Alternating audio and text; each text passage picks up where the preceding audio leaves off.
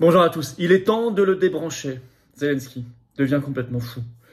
Après sa tentative ratée par l'affaire des missiles russes en Pologne, créer une guerre mondiale, il enchaîne les provocations. Tenu peut-être par un clan, on va expliquer tout cela. Je vais vous expliquer tout ça. Je crois qu'il devient même gênant pour l'OTAN, en quelque sorte, parce qu'il n'est pas assez subtil. On voit ça dans cette vidéo de manière très concrète, c'est récent.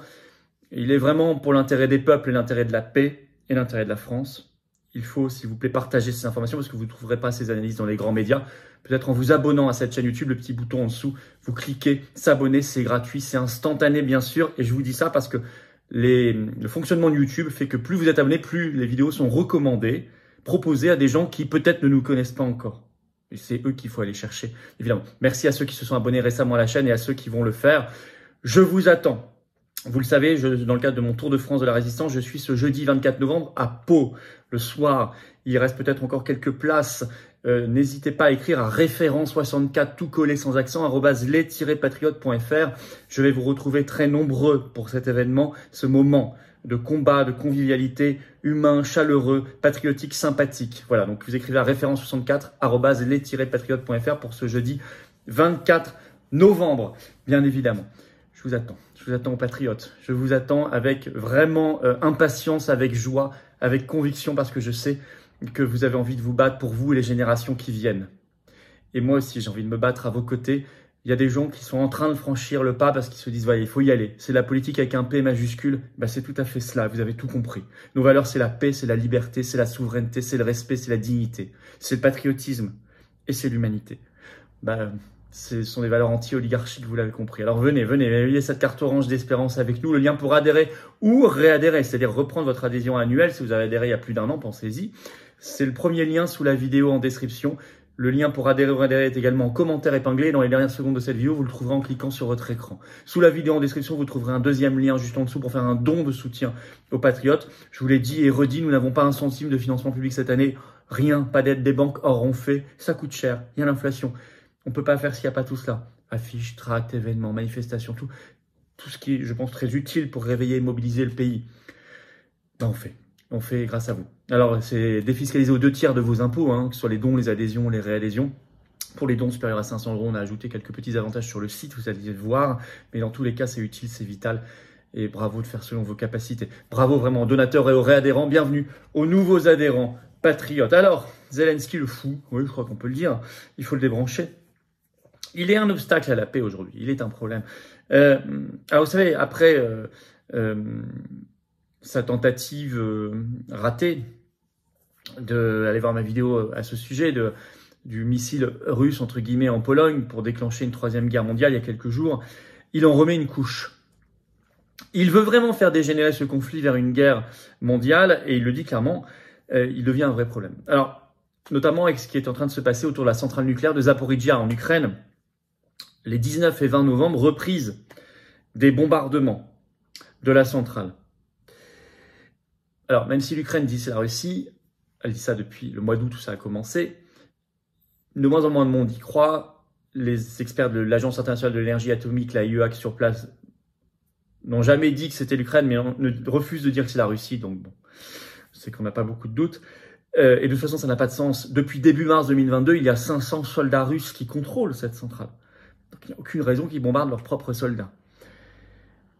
Alors, Dieu merci, pour l'instant, la IEA, avec des experts présents sur place, dit, je cite, il y a d'importants dégâts, mais les équipements cruciaux sont intacts, enfin pour le moment, mais ajoute, je cite, il y a un risque de catastrophe majeure, un nouveau Tchernobyl.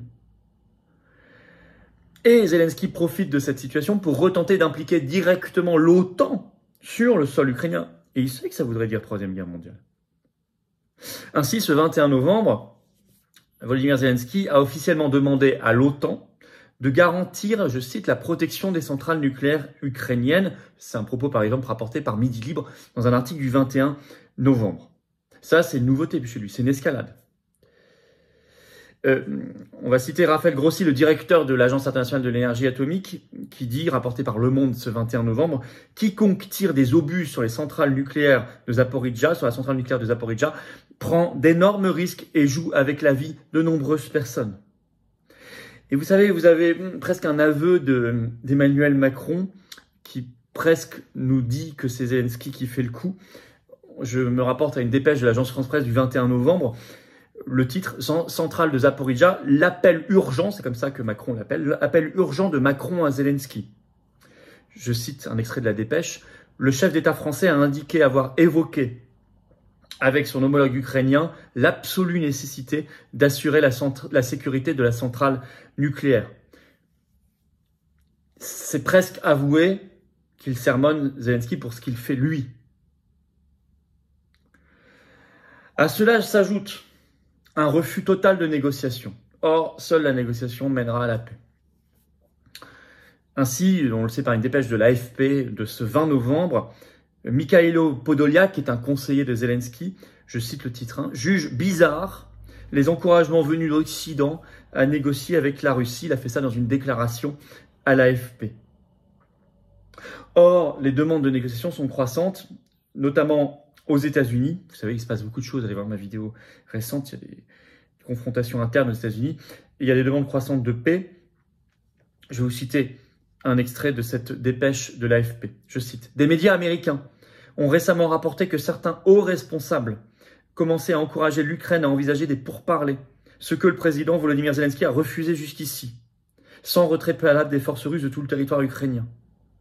La victoire militaire n'est probablement pas, au sens propre du terme, réalisable par des moyens militaires, a ainsi estimé le 9 novembre le plus haut responsable militaire américain, le général Mark Milley, estimant qu'il existe, je cite, une fenêtre d'opportunité pour la négociation. Bon. Mais Zelensky refuse. Ah, pourquoi d'ailleurs? Ce qui fait qu'il agace et il inquiète de plus en plus, y compris maintenant, vous avez des débats sur BFM TV quand même. Ainsi, vous avez une émission le 21 novembre sur BFM dont le titre était celui-ci, elle est toujours en ligne. Pourquoi Zelensky refuse-t-il toute négociation? Cherche-t-il le débordement du conflit en Europe? Ah, poser la question, c'est quand même y répondre. On avance, on progresse. Je vous rappelle que moi je disais cela, j'expliquais ça sur cette chaîne il y a quelques semaines, mais je le fais depuis le début. On me disait non, c'est pas vrai, c'est irresponsable, etc. Bon, c'est bien, ça vient même sur BFM TV. Alors, il s'excite encore plus ce 22 novembre.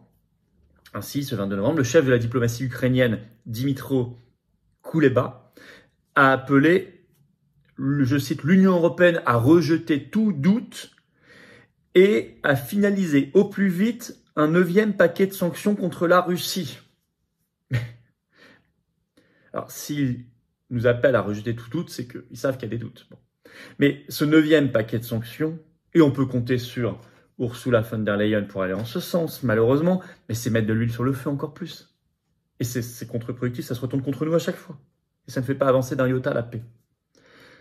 Alors, parmi les explications de cette folie furieuse, cette fuite en avant zelenskiste, on peut citer cette analyse sur un think tank français qui s'appelle Géopragma, par sa présidente Caroline Galacteros, ce 21 novembre. Je vais vous citer un extrait, c'est intéressant.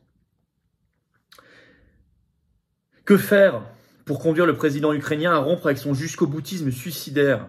Les courants ultranationalistes qui l'environnent le terrifient sans doute et le contrôlent ainsi que ses forces armées, même néo-nazis, le placent face à un tragique dilemme de style lose-lose, perdant-perdant. Négocier un compromis territorial avec Moscou, donc consentir peu ou prou à une partition du territoire ukrainien, comme l'enjoignent désormais à mi-mot de le faire Américains et Britanniques, impossible, sauf à se mettre lui-même en danger vital face à la fureur des ultras. Il y a ça aussi. Mais j'ai envie de dire en conclusion, aujourd'hui Zelensky est un problème. Alors qu'il soit sous chantage, sous menace ou pas, je ne sais pas. Mais c'est pas le problème. C'est que lui est un problème pour la paix. Il faut le débrancher.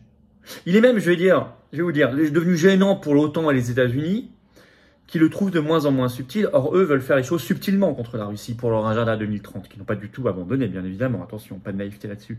Mais ils veulent le faire plus subtilement. Lui, il ne l'est pas. Il faut initier une négociation directe, en passant au-dessus de sa tête. C'est pour ça que je disais le débrancher. Pour l'intérêt de tous les peuples et de la paix, bien évidemment. Et ce papier de Galacteros, Caroline Galacteros, le décrit assez bien. Je vous lis un autre extrait. Je cite. Négocier directement avec Moscou un compromis territorial et surtout stratégique, c'est-à-dire la neutralisation définitive de l'Ukraine, assécher brutalement le flux d'armes et d'argent pour imposer les termes d'un accord réaliste à Zelensky qui devra faire de nécessité vertu et y trouverait une excuse auprès des ultras qui l'entourent. Même lui, ça pourrait l'arranger. La France peut jouer un beau rôle de paix, de désescalade, d'équilibre dans ce scénario, bien évidemment. Elle doit le jouer. France libre. On doit l'y encourager. Toutes nos actions visent à aller vers cela depuis le début et on va aller encore plus fort là-dedans parce qu'il y a quand même des yeux qui s'ouvrent et ça, c'est très bien. Alors, on se bat, voilà. Vous savez que ce jeudi 24 novembre, je suis dans le cadre de mon Tour de France de la Résistance à Pau. Vous écrivez à référence 64, tout collé sans accent, @les-patriotes.fr pour information et réservation. Je pense qu'il est encore possible de réserver. Abonnez-vous à cette chaîne si vous voulez bien. Petit bouton s'abonner en dessous, cliquez dessus, c'est gratuit, c'est instantané. Profitez-en pour appuyer sur la petite cloche à côté pour recevoir les notifications des futures vidéos, des futurs directs sur cette chaîne automatiquement. Plus vous êtes abonné, plus les vidéos circulent, plus elles sont vues par des gens qui ne nous connaissent pas encore. Grand merci à ceux qui se sont abonnés à la chaîne et à ceux qui, je sais, vont le faire maintenant. Allez, venez. Ça couronne le tout, c'est l'engagement suprême. Je vous attends. Venez dans un grand enthousiasme. Venez apporter ce que vous avez. Vous avez forcément votre propre expertise, expérience, conviction, cœur. Venez nous l'apporter. Venez l'apporter au combat, à la résistance, à la France, à l'humanité. C'est ça le combat et l'engagement patriote. Chacun à son niveau. Dès que vous êtes adhérent, vous êtes mis en relation avec des gens qui pensent comme vous, près de chez vous. On sort de l'isolement, soit en métropole, outre-mer ou à l'étranger. Alors le lien pour adhérer ou reprendre votre adhésion annuelle, c'est le même. C'est le premier sous la vidéo en description. Il est également en commentaire épinglé dans quelques secondes en cliquant là ou là, je ne sais pas, sur votre écran, vous trouverez. Sous la vidéo en description, deuxième lien, c'est pour faire un don de soutien aux patriotes, un don pour financer tout ce qu'on fait, qui coûte cher, sans aide publique, rien. Or on fait, et on fait beaucoup. D'autres ont beaucoup d'argent public et ils font rien. Bon, je sais pas ce qu'ils en font d'ailleurs. Nous on fait.